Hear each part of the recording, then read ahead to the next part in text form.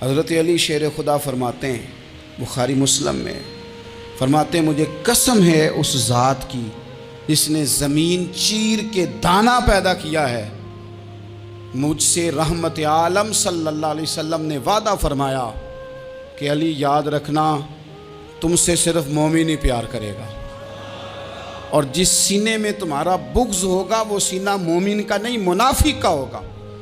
تم سے مومن پیار کریں گے، مومنوں کے دلوں میں کشش ہوگی تمہارے لیے، ان کے سینے کشادہ ہوں گے تمہارے حق میں۔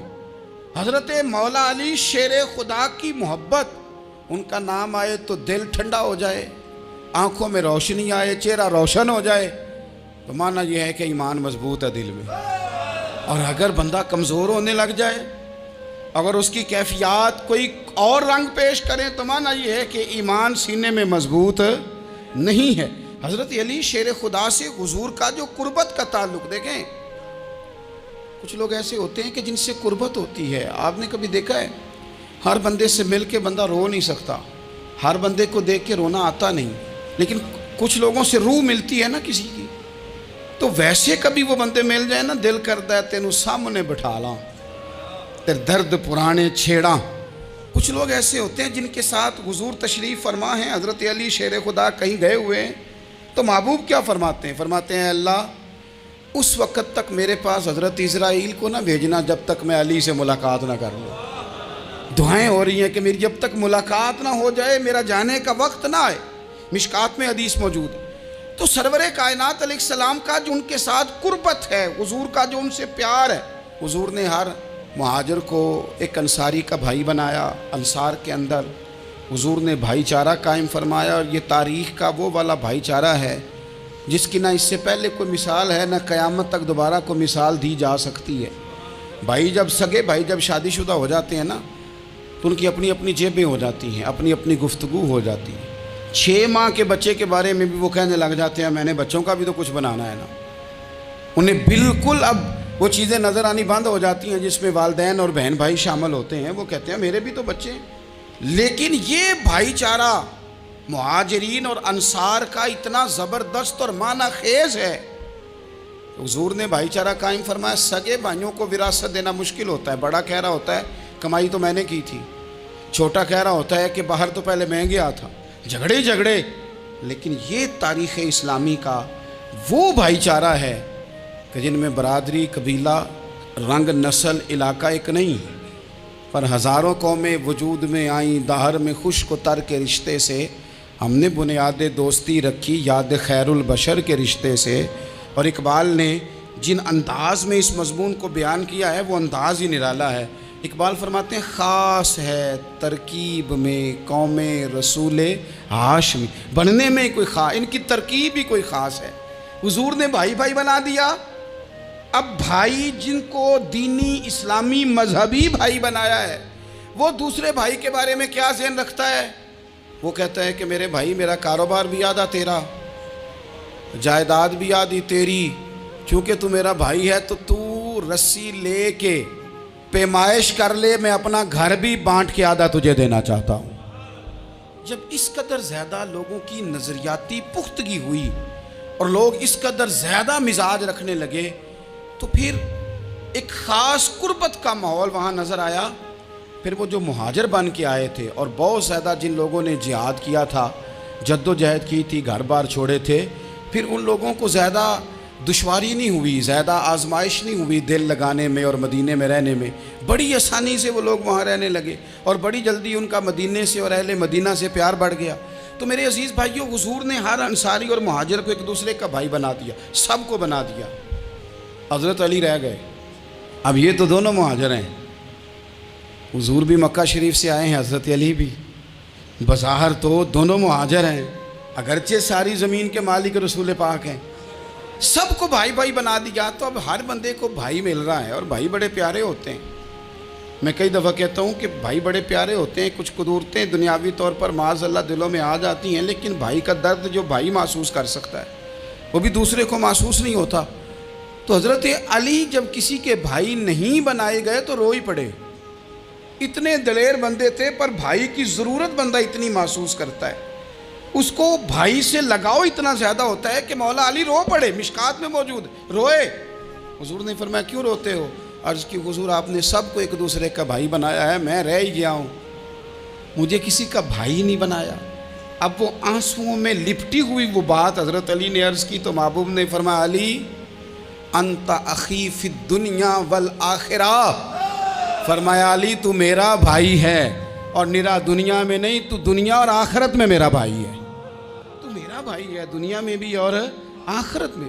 تو حضرت مولا علی شیر خدا کرم اللہ تعالی وجہہ الکریم کے جو فضائل ہیں، جو ان کے خصائص ہیں، ان کی جو فضیلت کی باتیں، میں نے جیسے کہا کہ انہیں بڑی زیادہ دلچسپی تھی میدان جہاد سے، شوق شہادت ان کا دیدنی تھا۔ ایک موقع پر نبی پاک صلی اللہ تعالیٰ علیہ وسلم نے ارادہ فرمایا کہ حضرت علی کو اپنا نائب بنا کے مدینہ منورہ میں چھوڑ کے جایا جائے۔ محبوب کریم علیہ السلام جب بھی تشریف لے جاتے تھے تو کسی ایک کو نائب بنا کر مدینہ منورہ میں چھوڑ جاتے۔ حضرت عبداللہ ابن مختوم رضی اللہ تعالیٰ عنہ کو بھی ایک دفعہ حضور چھوڑ کے گئے، تو ایک جنگ کے موقع پر محبوب نے حضرت علی شیر خدا سے کہا کہ آپ کو میں اپنا نائب بنا کے یہاں چھوڑ کے جاتا ہوں۔ یہاں لوگ جان چھڑاتے ہیں، کام کا جب وقت آتا ہے، میدان میں نکلنے کا وقت آتا ہے تو جان چھڑاتے ہیں، اور وہ کہتے ہیں کہ باقی سارے کام لے لو، جب وقت مشکل آئے تو پھر ہمیں کام نہ بتاؤ۔ اب مشکل وقت ہے، جہاد میں جانا ہے۔ حضرت مولا علی شیر خدا کرم اللہ تعالی وجہہ الکریم کو حضور نے فرمایا کہ اس دفعہ میرا ارادہ بنا ہے کہ تمہیں چھوڑ کے جاؤں۔ تو حضرت علی کو چھوڑ کے جایا جا رہا ہے، ان کو مدینے میں رہنا ہے، میدان میں نہیں جانا۔ عام آدمی کتنا پسند کرتا ہے کہ میں آرام سے رہوں گا، لیکن حضرت علی کو اتنا شوق تھا میدان جہاد کا، اتنی تڑپ تھی ان کے دل کے اندر کہ عرض کرنے لگے یا رسول اللہ صلی اللہ تعالی علیہ وسلم، رو پڑے، کہنے لگے حضور ساری دنیا میدان میں جہاد کرے گی اور میں یہاں عورتوں اور بچوں کے پاس رہوں گا، میں یہاں عورتوں اور بچوں کے بیچ وقت گزاروں، حضور مجھے لے کے جائیں۔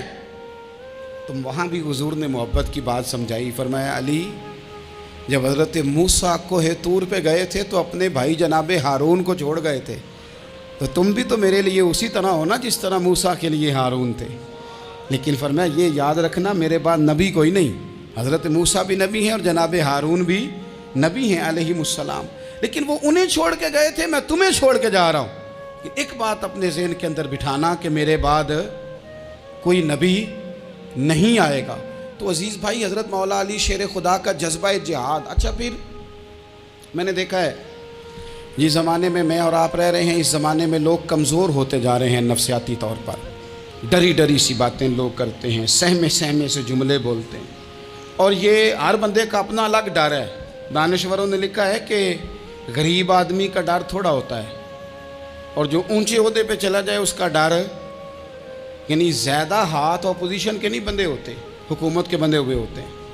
لوگوں کو ساتھ لے کے اپوزیشن نے نہیں چلنا ہوتا، حکومت نے چلنا ہوتا ہے۔ تو حکومت میں جب لوگ ہوتے ہیں تو ان کے اندر کمزوری آ جاتی ہے، جب آپ بڑے عہدے پہ چلے جاتے ہیں تو آپ کی مجبوریاں بھی بڑی ہو جاتی، ہر آدمی کہیں نہ کہیں کمزور پڑتا ہے۔ اور ہمارے ہاں تو لوگ ذرا بیمار ہو گئے تو گئے، اور آج کل جو سب سے بڑا مسئلہ ہے وہ یہ ہے کہ لوگ کیا کہیں گے، اور لوگوں نے بڑے بڑے لوگوں کو پاگل کر دیا ہے، بڑے بڑے لوگوں کو۔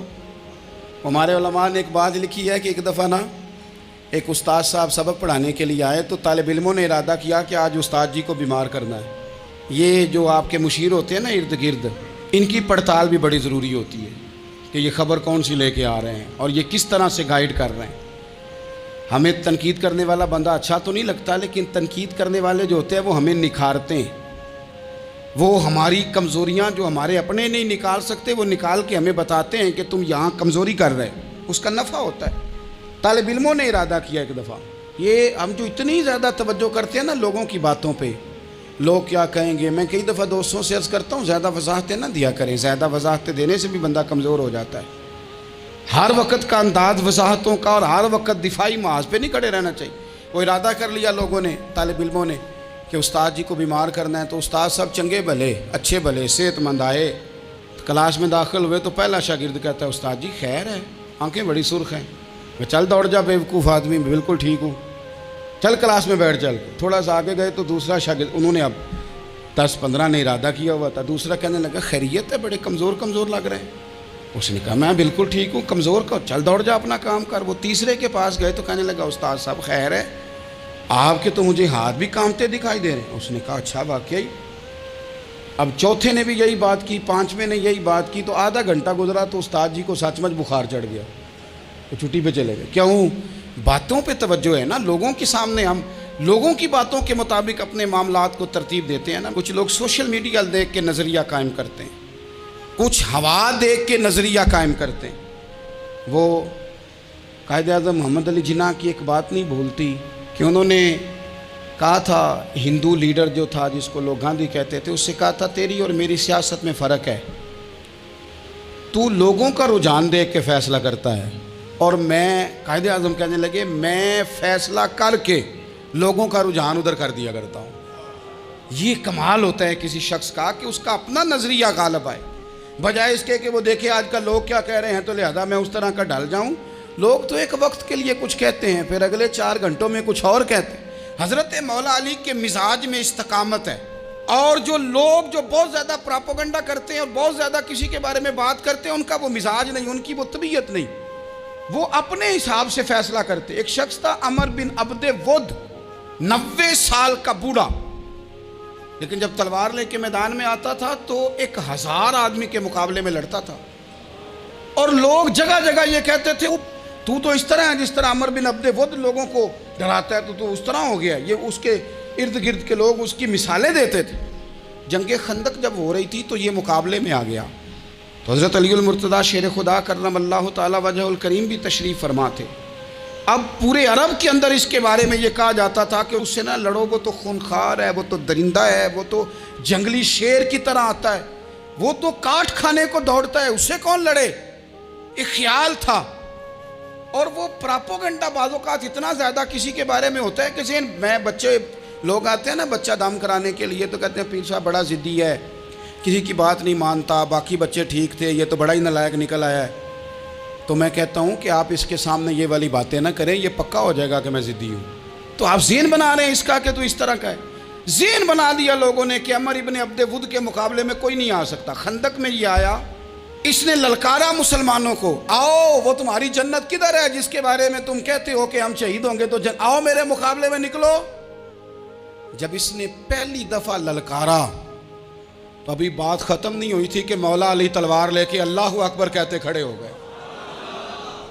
حضور نے فرمایا بیٹھ جاؤ، حضرت علی پھر بیٹھ گئے۔ وہ پھر پکارا اٹھو کوئی میرے مقابلے میں، تو مولا علی شیر خدا پھر کھڑے ہو گئے، پھر کھڑے ہو گئے۔ حضور نے فرمایا بیٹھ جا۔ ایک شخص نے کہا علی یہ عمر بن عبد ود ہیں، فرمایا مجھے پتہ ہے۔ نہیں سمجھے آپ بات، میں آپ کو سمجھا کے لایا ہوں پیچھے سے کہ پراپوگنڈا کرتے ہیں نا لوگ، ہو آگے نہ جانا، یہاں کرنٹ بڑا زیادہ ہے، وولٹیج بڑے سخت ہیں، تو آگے نہ بڑھنا۔ بھائی کیا ہو جائے گا، اٹھ باندھ کمر کیوں ڈرتا ہے، پھر دیکھ خدا کیا کرتا ہے۔ حضرت علی تیسری دفعہ اس نے کہا نا ہے کوئی، تو حضرت علی پھر اٹھے۔ اب تو رسول پاک صلی اللہ تعالی علیہ وسلم نے تھپکی دی۔ بعض جگہ یہ ہے کہ حضور نے خود تلوار تھمائی، سر پہ امامہ باندھا، اور حضور نے فتح یابی کی دعا فرمائی۔ حضرت علی گھوڑے پہ بیٹھے نکلے، اور جب اس کے سامنے گئے تو جا کے کہنے لگا میرا پتہ ہے۔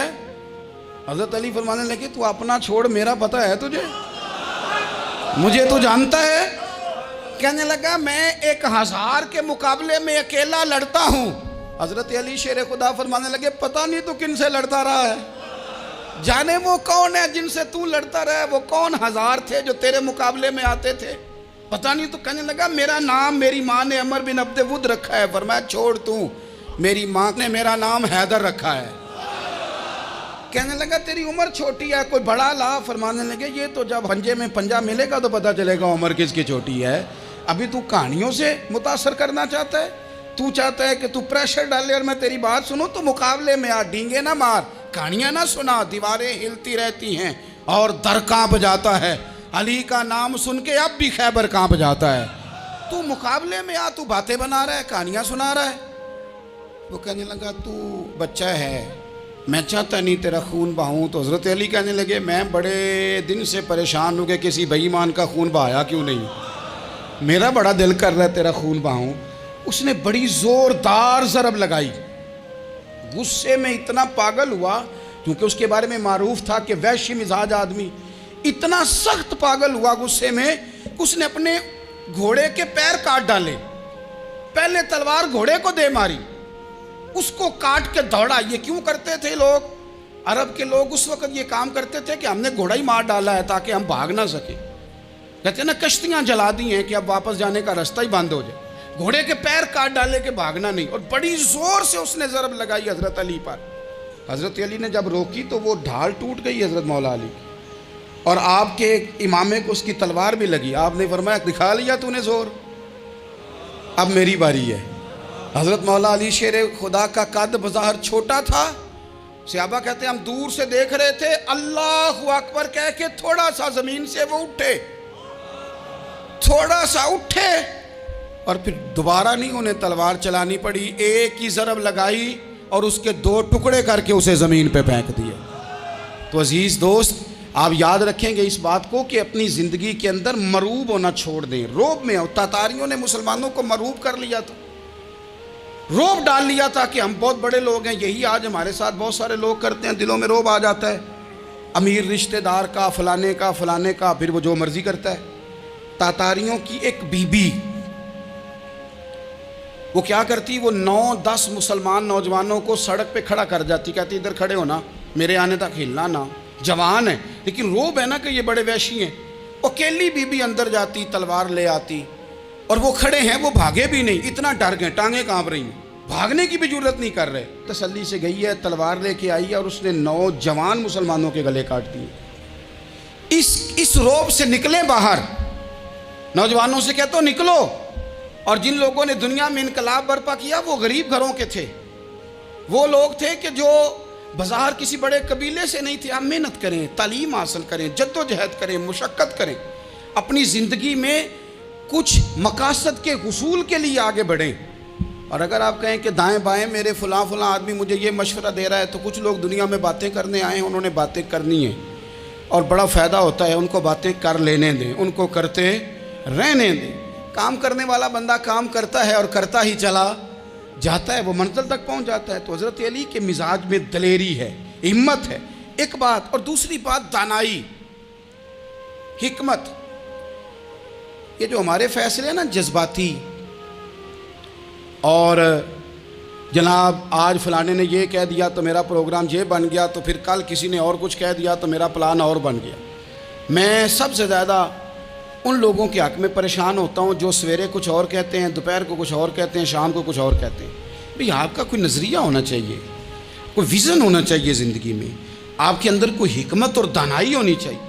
اس کے لیے کیا کرنے کی ضرورت ہوتی ہے؟ اس کے لیے ضرورت ہوتی ہے کہ آپ کا ذہن ایک طرف ہو۔ میرے اسا فرمایا کرتے تھے زندگی میں ایک کام کر لو پر صحیح کر کے کر لو۔ ہم نے ایک تو سارے کام کرنے ہیں۔ آج کل ہر بندہ صحافی ہے، ہر بندہ تجزیہ نگار ہے، ہر بندہ سیاستدان ہے، ہر بندہ ہی مفتی ہے، ہر بندہ ہی جناب واعظ ہے، ہر بندے کے پاس ہی کچھ مسئلے۔ اس کا نقصان یہ ہے کہ کسی کے پاس بھی کچھ نہیں۔ وہ کسی درویش نے کہا تھا کہ جب سب لیڈر ہوں تو سمجھو کوئی لیڈر نہیں، کیونکہ سارے جو لیڈر ہو گئے۔ میرے عزیز، ایک طرف ذہن کو رکھیں اور اپنے اس کام میں کمال پیدا کریں۔ حضرت مولا علی شیر خدا کو اللہ نے حکمت دی تھی۔ نبی پاک صلی اللہ تعالی وسلم کے صحابی حضرت عبداللہ ابن مسعود رضی اللہ تعالیٰ عنہ فرماتے ہیں، امام ابو نعیم نے لکھا ہے کہ حضرت عبداللہ ابن مسعود فرماتے ہیں نبی پاک صلی اللہ علیہ وسلم نے فرمایا اگر حکمت کے 10 حصے کیے جائیں نا، دانائی کے 10 حصے کیے جائیں، تو اس میں سے 9 حصے اللہ تعالیٰ نے حضرت علی کو عطا فرمائے ہیں، اور ایک حصہ باقی لوگوں کو ملا ہے۔ دانا تھے، معاملہ فہم تھے۔ کچھ بندے بڑے منافق قسم کے تھے، تو حضرت علی اذان ہو گئی تو وہ حضرت مولا علی شیر خدا کے پاس آ گئے، اذان ہو گئی، حضرت علی نے جماعت کرانی، ان کا خیال تھا کہ آج ہم نے جماعت لیٹ کرانی ہے کسی طریقے سے۔ ہم چونکہ زیادہ باتیں، میں دوستوں سے کہتا ہوں بہت زیادہ خبریں نہ دیکھا کرو، بہت زیادہ بھی چیزیں نہ سنا کرو۔ آپ تو میرے بھائی موبائل کے اندر چلے جائیں گے، پھر باہر کی دنیا تو اور ہے، تو تھوڑا باہر بھی نکلیں تصویروں سے، تھوڑا باہر بھی آئیں، دیگر معاملات بھی دیکھیں۔ ہمیں بڑے بڑے اچھے لوگ زندگی میں مل جائیں گے، لیکن ہم ان کے قریب نہیں جاتے، ہم دیکھتے نہیں کہ اصل بات کیا ہے، سنی سنائی چیزوں پر زیادہ گمان کرتے ہیں۔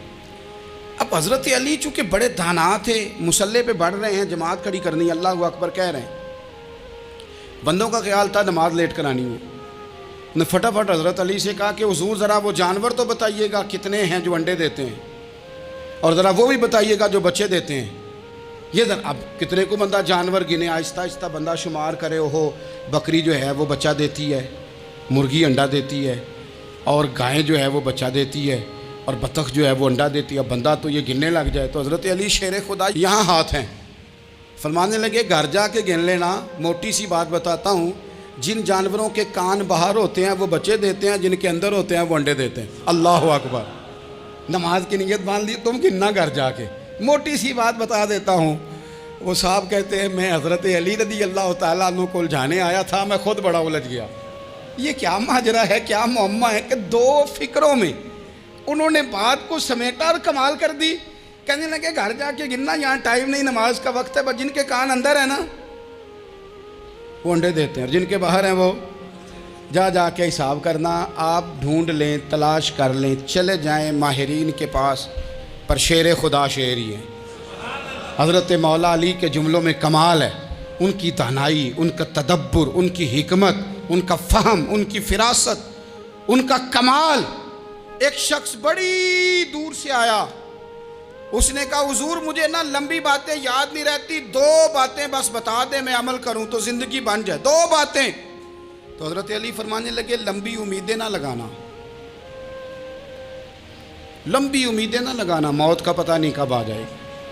منصوبہ بندی ضرور کرنا آنے والی نسلوں کے لیے، اپنی ذات کے لیے لمبی امیدیں نہ باندھنا، یہ بھی کر لوں گا، یہ بھی کر لوں گا۔ ہم ریٹائر نہیں ہوتے زندگی بھر، پلان پہ پلان، پلان پہ پلان۔ تو اگر ہم پلان کر رہے ہوتے ہیں تو جو ہمارے نیچے ہوتے ہیں وہ ہمیں ریٹائر کرنے کا پلان کر رہے ہوتے ہیں۔ اولادیں تک والدین کو کمزور کرنے کے در پہ ہوتی ہیں کہ اب یہ ہٹے تو ہماری باری آئے۔